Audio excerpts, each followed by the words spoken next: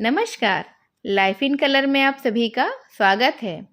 आज हम सुनते हैं कलम के जादूगर मुंशी प्रेमचंद जी की प्रसिद्ध कहानियों में से एक स्वर्ग की देवी, जो भाग्य की बात होती है। तो पेश है आप सबके सामने में स्वर्ग की देवी। शादी विवाह में आदमी का क्या अख्तियार है, जिसे ईश्वर ने या ब्राह्मणों ने तय कर दी उसी से हो गई। बाबू भारत दास ने लीला के लिए सुयोग्य वर खोजने में कोई बात उठा नहीं रखी थी, लेकिन जैसा घर वर वे चाहते थे वैसा न पा सके। वह लड़की को सुखी देखना चाहते थे, जैसा हर एक पिता का धर्म है, किंतु इसके लिए उनकी समझ में संपत्ति सबसे जरूरी चीज थी। चरित्र या शिक्षा का स्थान बेहद गौण था। चरित्र तो किसी के माथे पर लिखा नहीं रहता, और शिक्षा का आजकल के जमाने में मूल्य ही क्या है। हाँ, संपत्ति के साथ शिक्षा भी हो तो क्या ही पूछना। ऐसा घर उन्होंने बहुत ढूंढा, पर उन्हें न मिला। ऐसे घर में जहाँ दोनों पदार्थ मिले हों, दो चार ही थे। अपनी बिरादरी के भी ना थे। बिरादरी भी मिली तो जायदाद ना मिली, जायदाद मिली तो कुछ शर्तें तय हो सकी।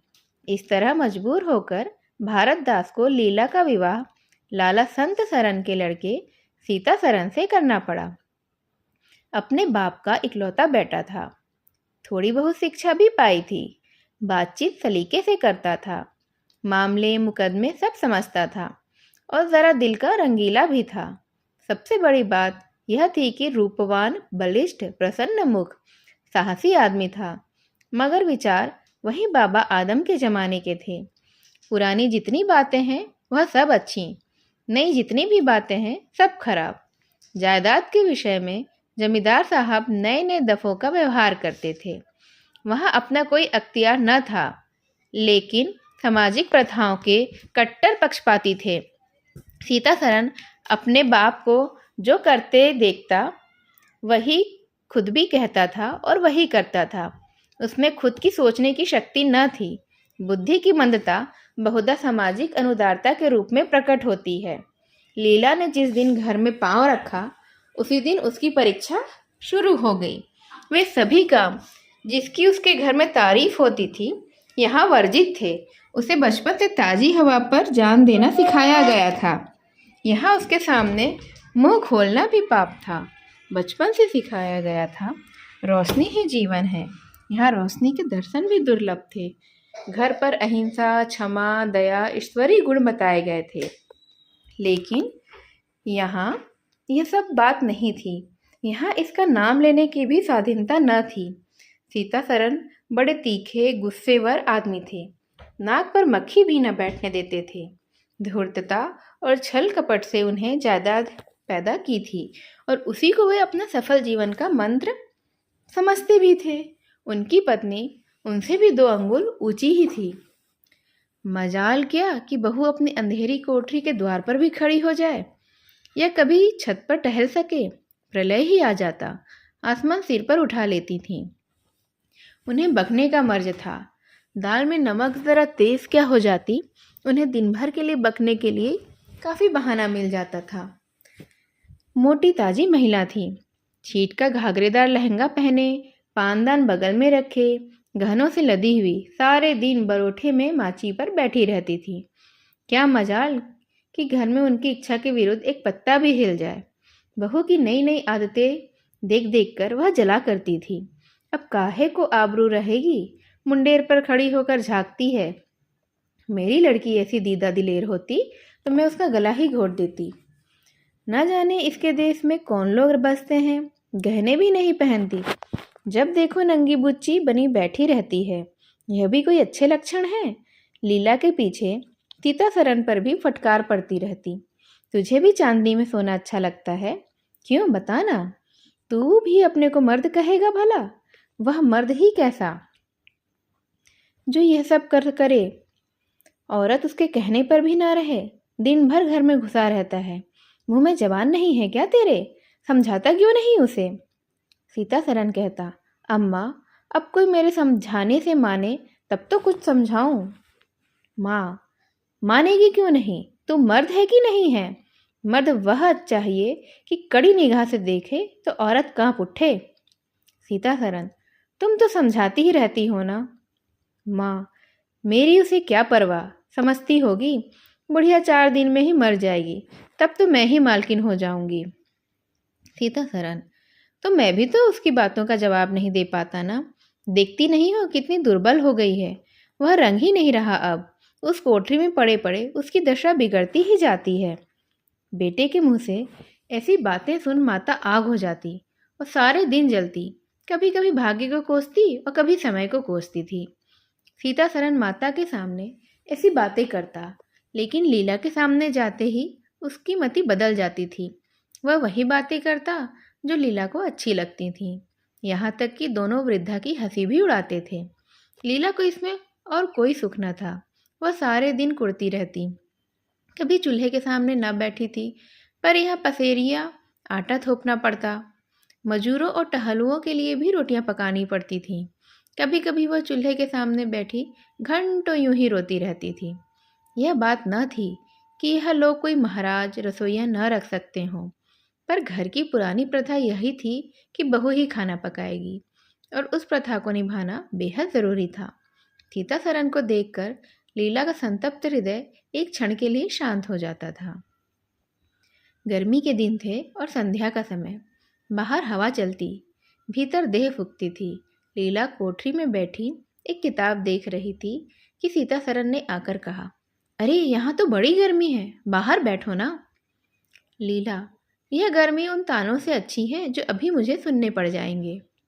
सीता सरन, आज अगर बोली तो मैं भी तो बिगड़ जाऊंगा ना। लीला, तब तो मेरा घर में रहना भी मुश्किल हो जाएगा। सीता सरन, बला से हम अलग रहेंगे। लीला, मैं तो मर भी जाऊं तो भी अलग न रहूं।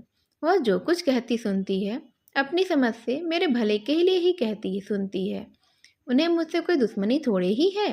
हाँ, हमें उनकी बातें अच्छी ना लगे यह दूसरी बात है। उन्होंने खुद वह सब कष्ट झेले हैं ना, जो वह मुझसे झेलवाना चाहती हैं। उनके स्वास्थ्य पर इन कष्टों का कोई भी असर ना पड़ा। वह इस 65 वर्ष की उम्र में मुझसे कहीं ज़्यादा टाठी हैं।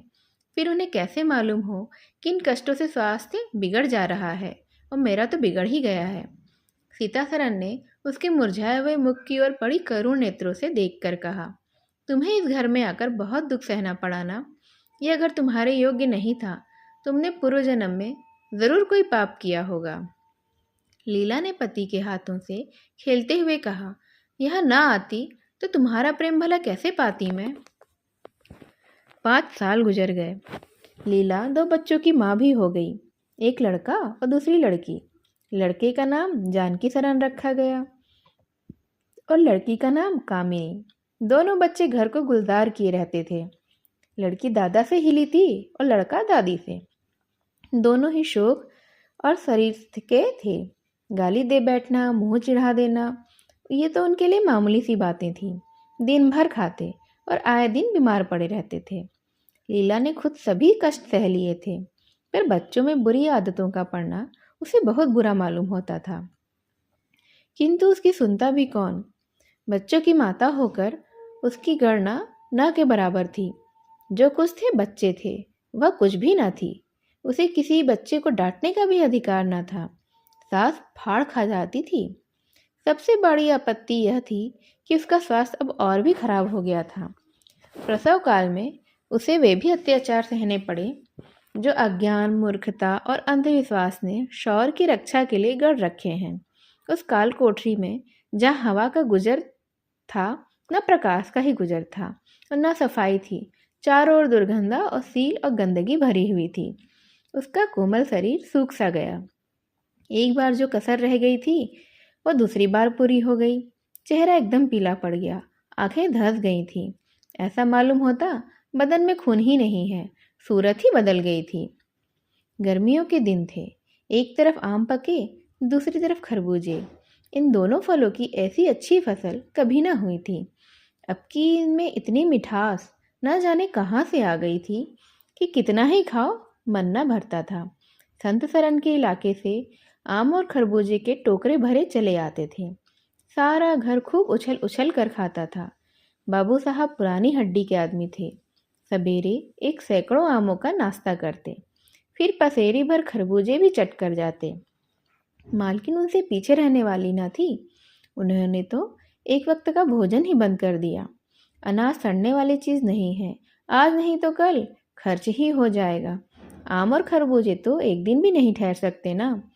सुधनी थी और क्या, यूं ही हर साल दोनों चीज़ों की रेल पेल होती थी, पर किसी को कभी कोई शिकायत ना होती थी।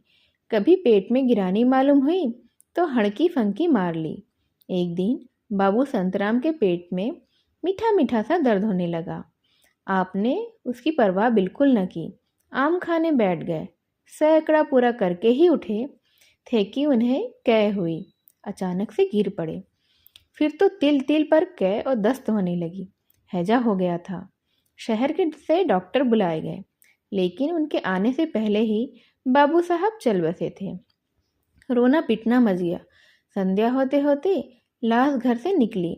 लोग दाह क्रिया करके आधी रात को लौटे तो मालकिन को भी कै और दस्त हो रही थी। फिर दौड़ धूप शुरू हो गई, लेकिन सूर्य निकलते निकलते वे भी सिधार गए। स्त्री पुरुष जीवन पर्यंत एक दिन के लिए भी अलग ना हो पाए थे। संसार से भी साथ ही साथ चले गए।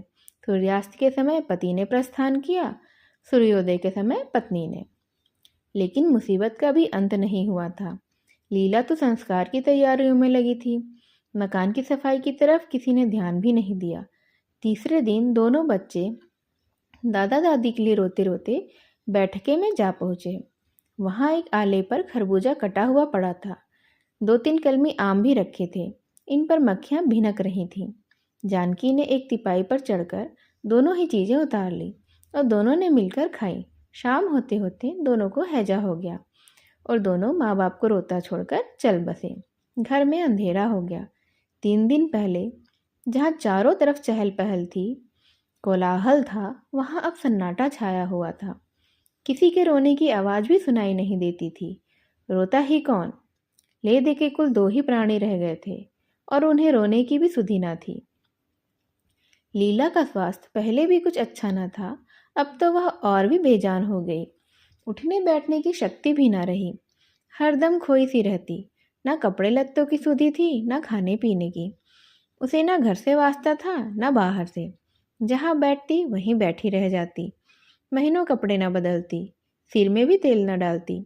बच्चे ही उसके प्राणों के आधार थे। जब वही न रहे तो मरना और जीना बराबर था। रात दिन यही मनाया करती कि भगवान यहाँ से ले चलो।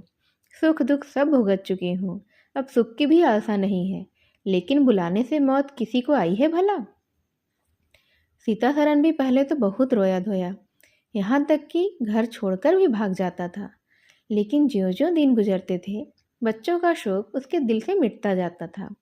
संतान का दुख तो कुछ माता ही को होता है। धीरे धीरे उसका जी संभल गया। पहले की भांति मित्रों के साथ हंसी दिल लगी होने लगी। यारों ने और भी चंग पर चढ़ा दिया। अब घर का मालिक था, जो चाहे कर सकता था। कोई उसका हाथ रोकने वाला भी न था। सैर सपाटे भी करने लगा। कहाँ तो लीला को रोते देख उसकी आंखें सजल हो जाती थी, कहाँ अब उसे उदास और शोकमग्न देखकर वह झुंझला उठता था। जिंदगी रोने ही के लिए थोड़ी ना है। ईश्वर ने लड़के दिए थे, ईश्वर ने ही छीन लिए। क्या लड़कों के पीछे प्राण दे देना होगा? लीला यह बातें सुनकर भौचक्क रह जाती। पिता के मुंह से ऐसे शब्द निकल सकते हैं? संसार में ऐसे प्राणी भी हैं भला? होली का दिन था। मर्दाने में गाना बजाना हो रहा था। मित्रों की दावत का भी सामान किया गया था। अंदर लीला जमीन पर पड़ी रो रही थी। त्योहार के दिन उसे रोते ही कटते थे। आज बच्चे होते तो अच्छे अच्छे कपड़े पहने कैसे उछलते फिरते थे। वह न रहे तो कहाँ की तीज और कहाँ का त्योहार। सहसा सीता सरन ने आकर कहा, क्या दिन भर रोती ही रहोगी क्या? ज़रा कपड़े तो बदल डालो, आदमी बन जाओ थोड़ी। यह क्या तुमने अपनी गत बना रखी है? लीला, तुम जाओ अपनी महफिल में बैठो, तुम्हें मेरी क्या फिक्र पड़ी है? सीता सरन, क्या दुनिया में और किसी के लड़के नहीं मरते हैं? तुम्हारे ही सिर पर मुसीबत आई है क्या? लीला, यह बात कौन नहीं जानता। अपना अपना दिल ही तो है, उस पर किसी का क्या बस है। सीता सरन, मेरे साथ भी तो तुम्हारा कुछ कर्तव्य है ना? लीला, लीला ने कौतूहल से पति को देखा, मानो उसका आशय ही ना समझी। फिर मुंह फेर कर रोने लगी। सीता सरन, मैं अब इस मनहूसत का अंत कर देना चाहता हूँ। अगर तुम्हारा अपने दिल पर काबू नहीं है तो मेरा भी अपने दिल पर कोई काबू नहीं है। मैं अब जिंदगी भर मातम नहीं मना सकता हूँ। लीला, तुम रंग राग मनाते हो, मैं तुम्हें मना तो नहीं करती ना। मैं रोती हूँ तो क्या रोने भी नहीं दोगे मुझे? सीता सरन, मेरा घर रोने के लिए नहीं है। लीला, अच्छी बात है, तुम्हारे घर में अब ना रोऊंगी। लीला ने देखा, मेरे स्वामी मेरे हाथों से निकले जा रहे हैं। उन पर विषय का भूत सवार हो गया है और कोई समझाने वाला भी तो नहीं है। वह अपने होश में नहीं है। अब मैं क्या करूं? अगर मैं चली जाती हूँ तो थोड़े ही दिनों में सारा घर मिट्टी में मिल जाएगा और इनका भी वही हाल होगा जो स्वार्थी मित्रों के चंगुल में फंसे हुए नौजवान रईसों का होता है। कोई उल्टा घर में आ जाएगी और इनका सर्वनाश कर देगी। ईश्वर, मैं अब क्या करूं? अगर इन्हें कोई बीमारी हो जाती तो क्या मैं उसे इस दशा में छोड़कर चली जाती? कभी नहीं। मैं तन मन से इनकी सेवा शुश्रूषा करती, ईश्वर से प्रार्थना करती, देवताओं की मनौतियाँ करती। माना इन्हें शारीरिक रोग नहीं है, लेकिन मानसिक रोग तो अवश्य है ना। आदमी रोने की जगह हंसे और हंसने की जगह रोए, उसके दीवाना होने में क्या कोई संदेह बचता है? मेरे चले जाने से इनका सर्वनाश हो जाएगा। इन्हें बचाना ही मेरा धर्म है। हाँ, मुझे अपना शोक भूल जाना होगा। रोऊंगी, रोना तो तकदीर में ही लिखा है। रोऊंगी, लेकिन हंस हंस कर अपने भाग्य से लड़ूंगी भी। जो जाते रहे उनके नाम को रोने के सिवा और कर ही क्या सकती हूँ। लेकिन जो है उसे अब ना जाने दूंगी। हे, एक टूटे हुए मेरे हृदय, आज तेरे टुकड़ों को जमा करके एक समाधि बनाओ और अपने शोक को उसके हवाले कर दूं।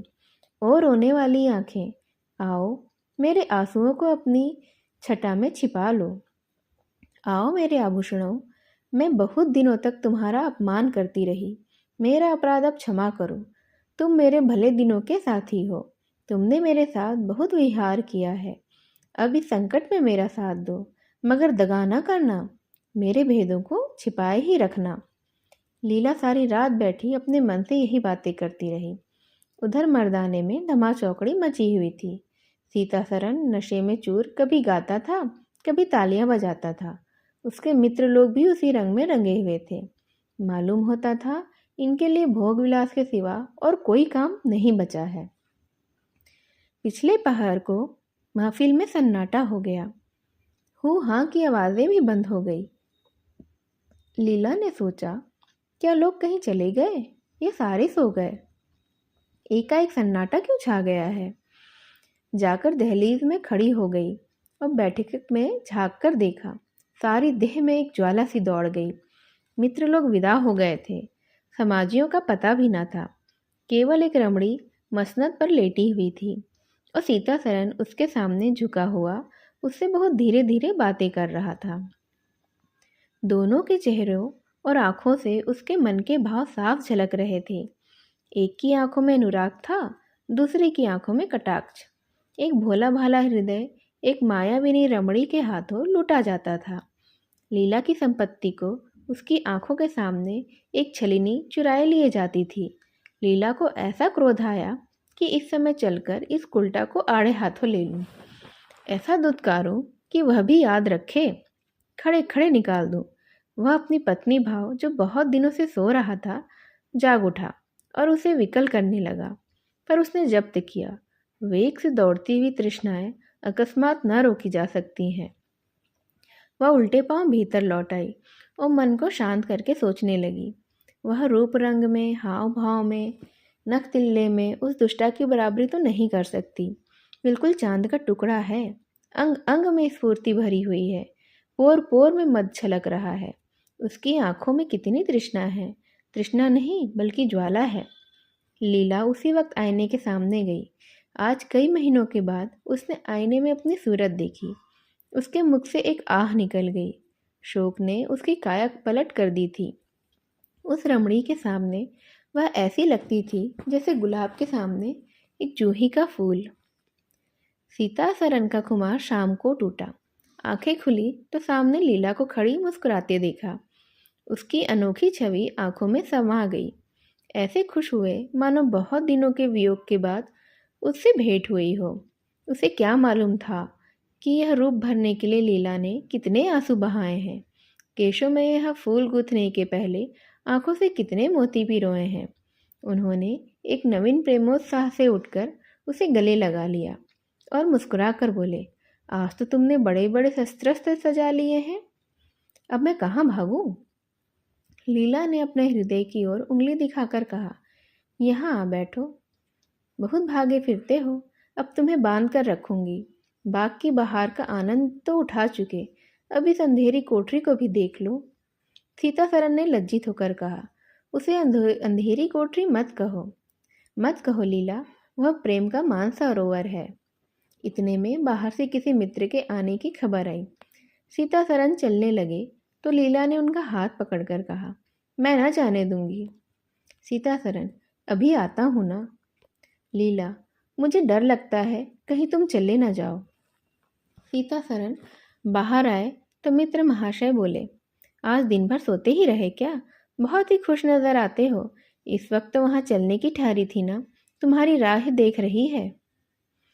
सीता सरन, चलने को तो तैयार हूं, लेकिन लीला जाने नहीं देती। मित्र, नीरे गावदी ही रहे, आ गए फिर बीवी के पंजे में। फिर किस बिरते पर गरमाए थे इतने? सीता सरन, लीला ने घर से निकाल दिया था, तब आश्रय ढूंढता फिरता था, अब उसने द्वार खोल दिए और खड़ी बुला रही है। मित्र, अजी, यहाँ वह आनंद कहाँ? घर को लाख सजाओ तो क्या बाग हो जाएगा?